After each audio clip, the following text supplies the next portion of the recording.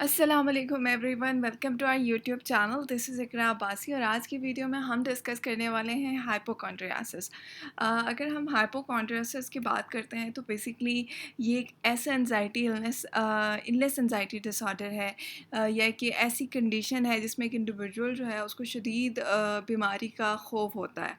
बहुत ज़्यादा उसके अंदर परेशानी होती है कि कहीं उसको किसी किस्म की बहुत संगीन किस्म की बीमारी ना हो गई हो, जबकि उसके पास कोई भी ऐसा मेडिकल एविडेंस नहीं होता, मतलब रिपोर्ट्स भी ठीक आ रही हैं, लेकिन फिर भी जो है वो अगर कोई थोड़ी सी भी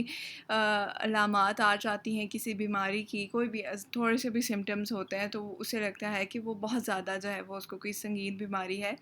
या उसको ऐसी कोई बीमारी हो सकती है। ठीक है, अगर हम इसके सिम्टम्स की बात करें तो जो पहला सिम्टम है वो तो यही कि परसिस्टेंट वरी, कि आपको जितने भी सिम्टम्स होंगे उसके बाद बहुत ज़्यादा खौफ आ जाएगा थोड़े से सिम्टम्स में कि बहुत कोई सीरियस किस्म की बीमारी लग गई है मुझे। और ये जो परेशानी है ये इंडिविजुअल के थॉट्स में बहुत ज़्यादा डोमिनेट करती है। ठीक है, और उसकी इस एबिलिटी को भी इफ़ेक्ट करती है कि वो और ज़िंदगी की चीज़ों के ऊपर जो है या डिफरेंट एस्पेक्ट्स पे फोकस कर सके।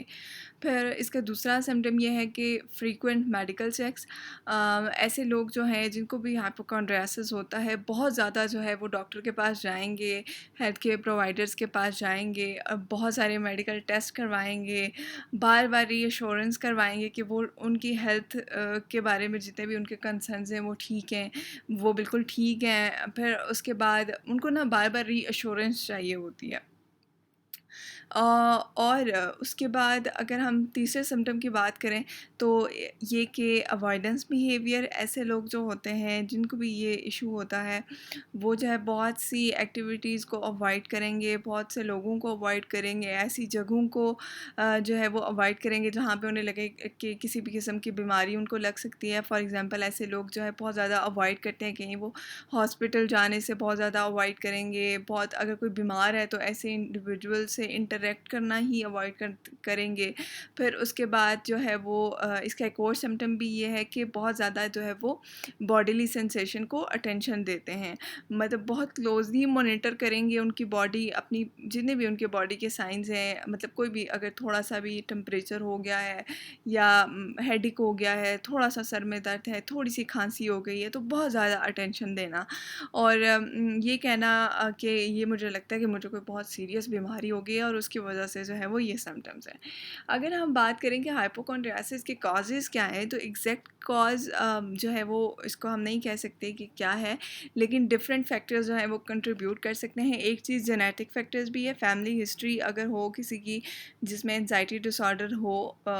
तो वो जो है एक इंडिविजुअल का लाइक्लीहुड इंक्रीज़ कर देती है कि वो डेवलप कर सकता है हाइपोकॉन्ड्रियासिस। इन्वायरमेंटल फैक्टर्स की अगर हम बात करते हैं तो जैसे स्ट्रेसफुल लाइफ इवेंट्स होते हैं या किसी को कोई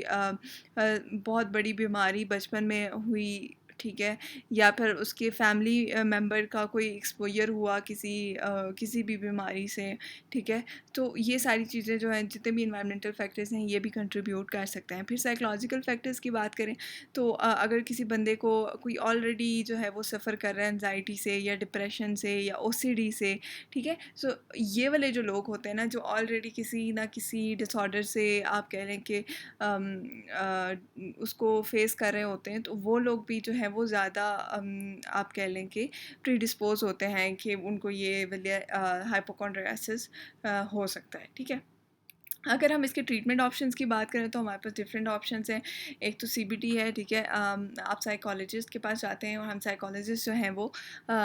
थेरेपी प्रोवाइड करते हैं, जिसमें कॉग्निटिव बिहेवियरल थेरेपी है। बेसिकली इसमें क्या होता है कि इंडिविजुअल को हेल्प करते हैं कि कैसे वो जो है अपने इरेशनल थाट्स को जो है वो चैलेंज करें और जो भी उनका बिहेवियर है उसको भी चैलेंज करें जो कि एनजाइटी से रिलेटेड है। और फिर उसके बाद मेडिकेशन की तरफ भी जाते हैं कि भाई एंटी डिप्रेसेंट्स दिए ऐसे पेशेंट्स को, एसेसराइज दें, जो भी मेडिसिन जो कि उनके उन सिम्पटम्स को मैनेज कर सके, जो एंजाइटी के सिम्पटम्स हैं या डिप्रेशन के सिम्पटम्स हैं, जो भी इसके साथ एसोसिएट हो रहे हैं हाइपोकॉन्ड्रियासिस की, इट डिपेंड्स कि पेशेंट की कंडीशन कैसी है। फिर उसके बाद साइको एजुकेशन, हम क्या करते हैं कि हम एजुकेट भी करते हैं इंडिविजुअल्स को कि वो समझें कि उनकी कंडीशन क्या है और उनके सिम्पटम्स को वो बेहतर तरह से अंडरस्टैंड कर सकें, और अननेसेसरी जो हेल्थ रिलेटेड बिहेवियर हैं उनको वो रिड्यूस कर सकें। फिर उसके बाद स्ट्रेस मैनेजमेंट टेक्निक्स जैसे मेडिटेशन है, योगा है, माइंडफुलनेस है, ये भी इंडिविजुअल के लिए हेल्पफुल हो सकती हैं, कि वो ना इसके थ्रू जो है वो अपने स्ट्रेस लेवल को जो है वो मैनेज कर सकते हैं, जिसके रिज़ल्ट में क्या होगा कि उनकी जो एंजाइटी है वो रिड्यूस हो जाएगी। एट द एंड मैं यही कहूँगी कि हाइपोकॉन्ड्रियासिस के साथ रहना चैलेंजिंग हो सकता है, लेकिन with the appropriate support and treatment individuals जो हैं वो एक फुलफिलिंग लाइफ जो है वो गुजार सकते हैं। सो ये तो थी आज की वीडियो। अगर आपको पसंद आई हो तो do like, share and subscribe. Thank you.